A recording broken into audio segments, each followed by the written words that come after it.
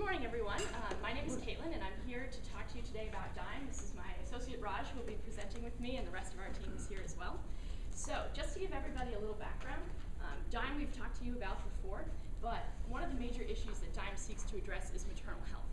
Every year, between 300 and 500,000 women die due to complications of pregnancy.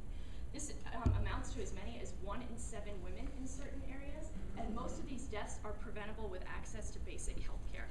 99% of these deaths occur in developing countries. Now, this creates a huge health inequity between the developed and the developing world that DIIME seeks to address.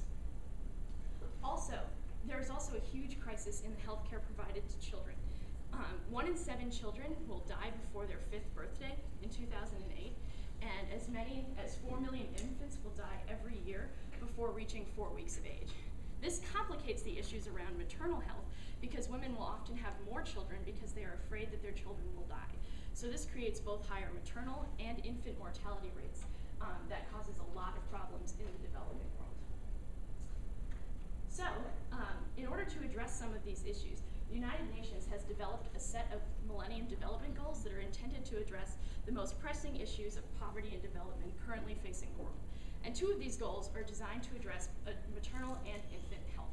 So the 4th goal is designed to improve infant health by reducing the under 5 mortality rate by 2/3 between 1990 and 2015 levels.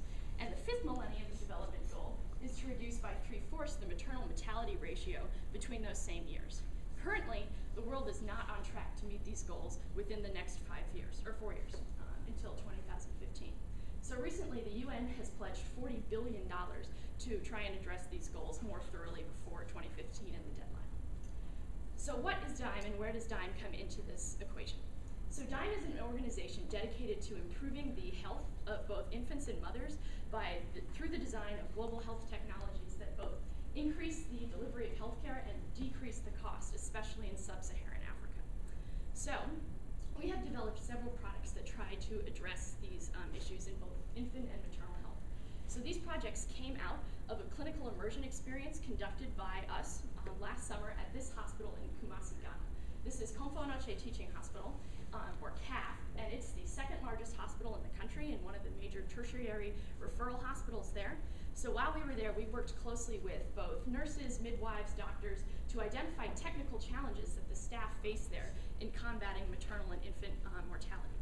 So the problem that we chose to focus on, at least for the time being, is this process which is termed soup ladle autotransfusion. And it happens when a woman comes to the hospital with a ruptured ectopic pregnancy. She'll have several liters of blood sitting in her abdomen, and it's really vital that she obtain a blood transfusion to improve her prognosis. However, in the developing world, there isn't blood readily available for transfusions like there is here.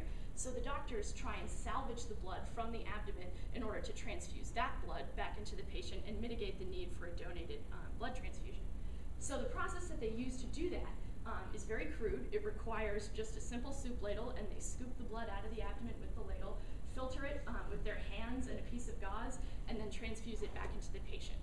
And this procedure requires several material and labor-intensive steps. It's not very clean. It's not a sterile environment that it's done in. So the device that we have developed addresses this problem by maintaining a sterile environment, and basically how it works like a syringe. When you pull back the plunger, the blood is aspirated into the device. The filter cartridge on the inside filters out all the clots, and then when you push down on the plunger, the blood is transferred to a blood bag, so it maintains a sterile environment the whole time.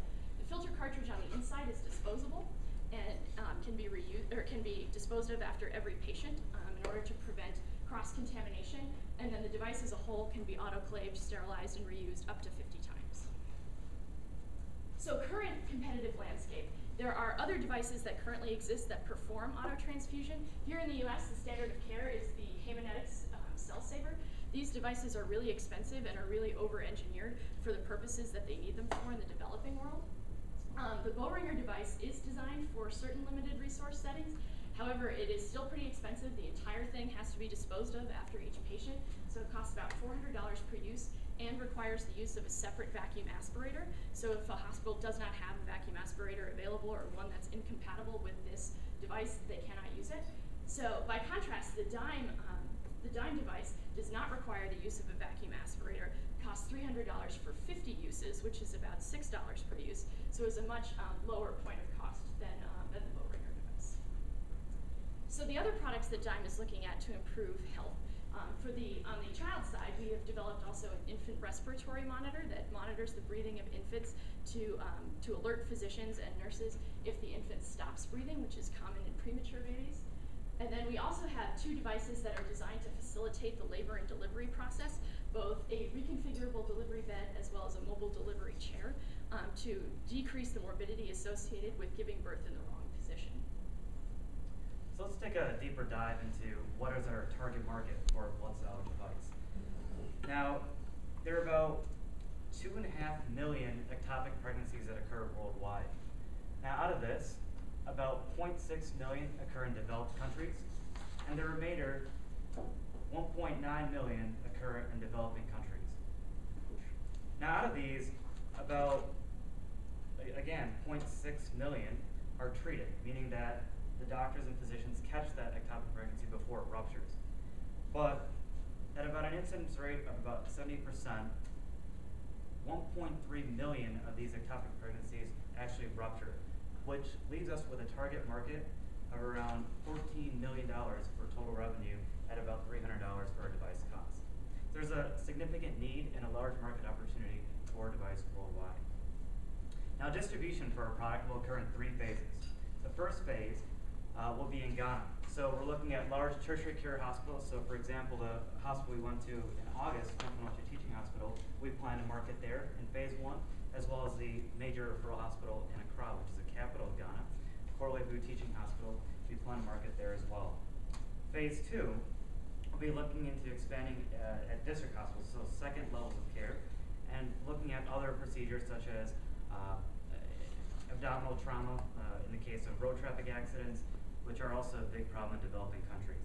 And then looking forward to the third phase in our second year as a company, we're going for global development, and then looking at other limited resource settings, not only in other parts of Africa, but India, Latin America, Central America, and China.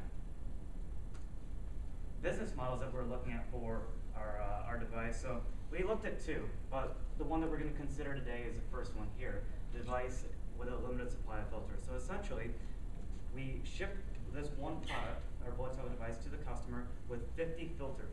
Now, this one device can be reused up to 50 times, but we wanted to provide an easy way for a customer to get these filters, which is essentially the way that we get clean blood out of the product. Now, the whole package will be the device plus 50 filters, so we can set a certain number of filters and regulate their use. Now, after that 50, they'll have to purchase a new device, which this one, old one, would be thrown away, and the new one would come with 50 filters. The second model that we were looking at was a device at a premium. So we would sell this one device, and then on an as-needed basis, we would send the filters unlimited amount until the device had been used completely. I'm looking at potential rental or leasing models for that. But cons, there would be significant customer service division needed, and then the logistics of actually delivering these filters would be difficult. Looking at the revenue and cost for our business, so revenues would be by the packages sold. So we're looking at the device plus 50 filters. And variable costs, so we're looking at part material, shipping, device assembly, and then our fixed costs are actually the R&D and travel costs associated. So in year 1, we're losing money, but we're right here in Ghana. We're looking at tertiary care hospitals and about 30% of the Ghanaian market in year 1. Year 2, we're at 70% of the Ghanaian market, but then looking into expanding in Western Africa, so getting a capture rate of about 30%. And year 3, finally, will be at 70% of Ghanaian market and 70% of the Western African market. So here, as we're expanding, we're investing significantly into manufacturing and then human resources personnel. So as you can see, our losses are starting to level off, so we expect our break-even point to be in year 4 as we continue to expand, but then sort of level off in our human resources and personnel. So financial needs. In the short term, we actually got a tech ARP, so over May through October, we're going to be needing to travel to Ghana, working on prototype fabrication, research and development, and further hiring some personnel. But then, looking to the rest of the year plan, more travel, personnel, R&D, manufacturing, and clinical validation. So expect our near-term funding needs to be about $30,000, and then the longer term for the rest of the year about $200K.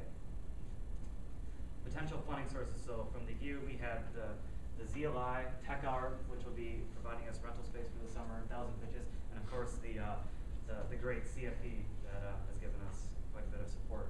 So we look to these partners in the future.